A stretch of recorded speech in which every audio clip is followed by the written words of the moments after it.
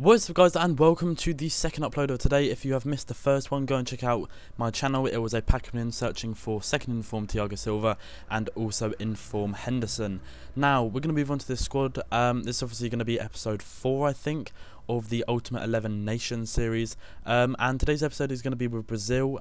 We'll move on to the team now. Our goalkeeper is going to be, let's move on, we've got Julio Cesar, and I'm actually going to make it so it's going to be Brazil, so we're not going to look at any other players that we might be buying for other teams. Thiago Silva and then also Dante are going to be the centre backs. The right back is going to be Dani Alves, a very solid player there. Left back is going to be Marcelo, a very solid player as well again. Left midfield, it's obviously going to be Neymar. Centre mid, we've gone and picked actual Ronaldinho. Was going to pick, Felipe Gustavo because he is more of like a current centre mid in the Brazilian team in real life. But I thought, what's the Brazilian team without Ronaldo? And it really did need to be, he really did need to be included into this team. The right mid then is going to be Hulk, and then the two centre attacking mids. The first one is going to be Kaká, and then the second centre mid is going to be Oscar.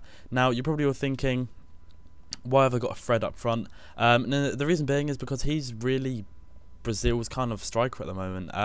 Obviously Neymar does play up there, but I can't afford 1 million coins for his informed version to put him to striker, and then it's just how it goes, I think. And I personally do remember seeing Fred play quite a lot recently for Brazil, especially I think he played against England, and well, he might have came on against England as a sub. But either way, he is a kind of figure in the Brazilian squad, in some way or another, and he does actually have fairly decent card stats apart from his pace. He's got 81 heading, 81 shooting, 75 dribbling and stuff like that. So that's going to be it for this part. I will move on in a second to see you with some gameplay. Okay, so onto the gameplay side of things now for this Brazilian team. I kind of found it fairly hard within the first few games to kind of score a fairly decent amount of goals during one single game. And as you will see here, Neymar there with a lovely finish.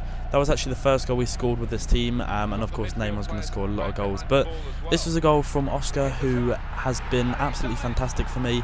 He really has shown how good he really is in this game, and for his rating I really do think he should be maybe even 81, 82 rated. He definitely deserves an upgrade in my opinion, and hopefully an inform card very soon, because that would be absolutely incredible to have him and inform Coutinho on the same pitch. But yeah, just a few more goals with Oscar.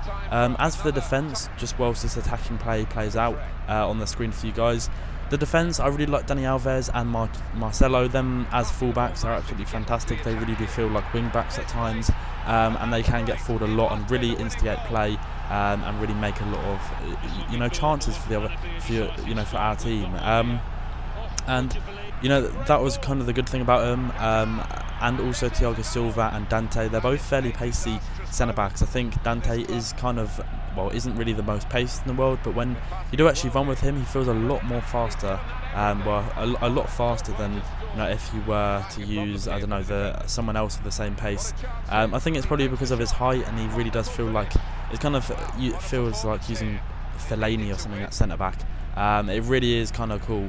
But yeah, he as well actually went on quite a few runs for me, scoring, I think I'm not sure if he scored any goals for me, but he definitely has the potential to. I was going to buy his inform, but I didn't really feel like his inform card has actually lived up to what it is kind of the price that you pay for it. Basically 170k for an inform Dante. I think it's a complete rip-off when his normal card plays just as well. But moving on to who we're going to be choosing for our Ultimate 11 team now, we're going to be choosing Marcelo for the left back spot. Many reasons actually. Firstly, because he's just a great player, especially at attacking and defending as well, and them stats could be easily one of those of a centre mid card. And then for our wild card as our second option, we're going to be choosing Oscar. He was going to be my first choice card, but I really did kind of want to put Marcelo straight onto the Ultimate 11, but it doesn't really matter, because at the end of this series we can chop and change who we want to have on the final starting 11. That's going to be the end of the video, guys. If you have enjoyed it, then as always, feel free to drop a like on the video. Hope you all have a great bank holiday Monday, and peace.